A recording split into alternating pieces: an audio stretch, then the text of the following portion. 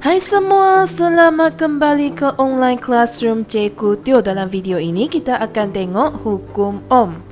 Pertama sekali, alat-alat elektrik ini yang ada kat rumah memerlukan caj elektrik untuk berfungsi.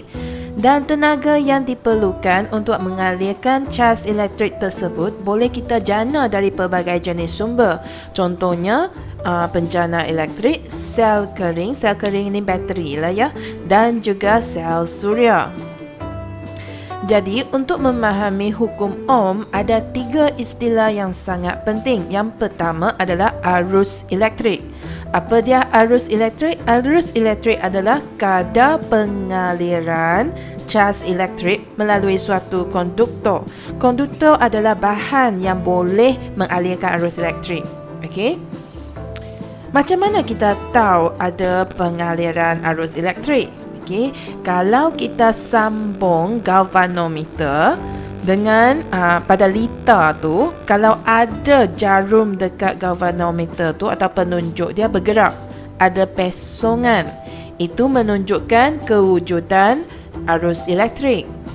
Arus elektrik ini kita boleh ukur dengan menggunakan ammeter. Ini rupa bentuk dia ya. Okey, yang tepi ini adalah simbol untuk ammeter. Dan unit, okey, unit untuk arus elektrik adalah ampere. Okey, kalau kita tulis perkataan penuh macam ni, ampere guna huruf kecil A ya. Kalau kita tulis A sahaja, huruf sahaja, kita guna huruf besar.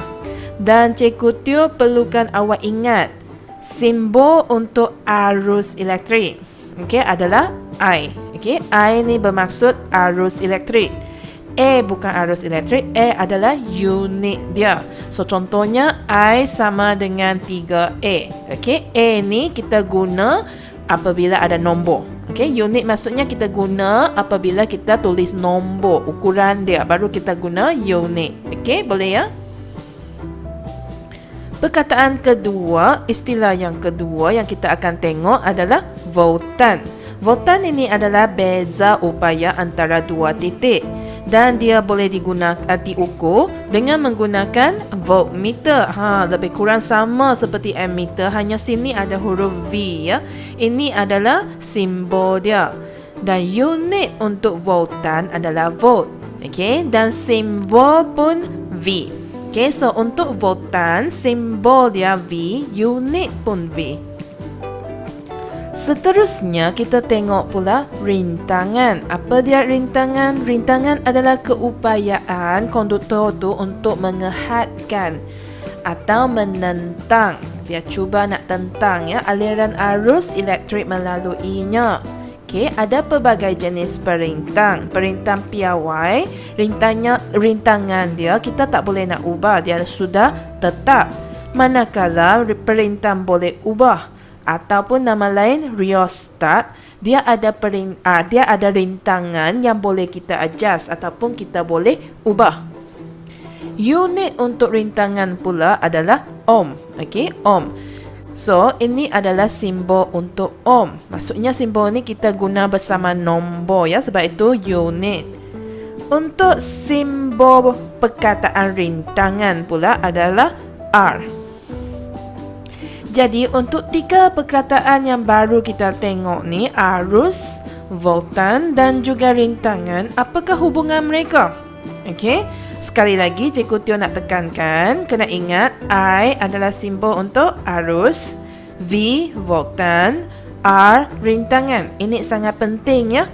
Okey, so hubungan mereka ni boleh dijelaskan melalui hukum Ohm. Apa dia hukum Ohm?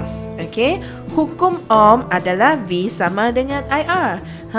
Itulah sebab Cikgu Teo kata kena tahu simbol dia supaya kita boleh faham hukum Ohm. V ni adalah voltan, I arus, R rintangan. Okey, so ini adalah hukum Ohm secara rumusan. Kalau kita nak jelaskan hukum Ohm, cara dia, hukum Ohm menyatakan bahawa setiap hukum menyatakan sesuatu. Jadi hukum Ohm menyatakan bahawa ada 2 poin. Poin pertama, arus elektrik yang mengalir melalui satu konduktor tu adalah berkadar terus. Okey, dengan voltan yang merentasi dua hujung konduktor. Okey, so I dengan V adalah berkadar terus. Dengan syarat apa? Itu poin kedua, dengan syarat suhu dan keadaan fizik lain adalah tetap, tidak berubah. Okey, kalau boleh ingat, bagus. Kalau ujian nanti minta nyatakan hukum Ohm, alamak, tiba-tiba tak ingat. Ayat ni kan panjang. Okey, jangan risau, tulis saja V sama dengan IR. Okey, tulis V sama dengan IR. So ini yang paling penting. Kalau boleh sila ingat penyataan dia atau penjelasan dia. Tapi kalau masa exam nanti manalah tahu kan kita nervous, tak ingat, tak apa, tulis V sama dengan IR. Okey. So, hukum Ohm menyatakan V sama dengan IR. Tapi I sama dengan apa pula? R ni kena pindah pergi sana. Macam mana Okey. Lepas tu R pula macam mana? Jangan pening, jangan risau. Cikgu Teo ajar cara yang senang macam mana kita nak cari I dengan R ni. Kita guna segitiga. Ini segitiga, awak kena ingat cara nak lukis. Kalau awak boleh ingat segitiga ni, nak cari hukum Ohm senang saja. Okey. So segitiga ni kita bagi dia dua tingkat, macam rumah, atas ada orang, bawah ada orang. Yang atas ni duduk seorang saja, V. Yang kat bawah tu ada dua bilik, ada I dengan R. Okey. Seterusnya kita tengok cara kita nak cari V, I dan juga R.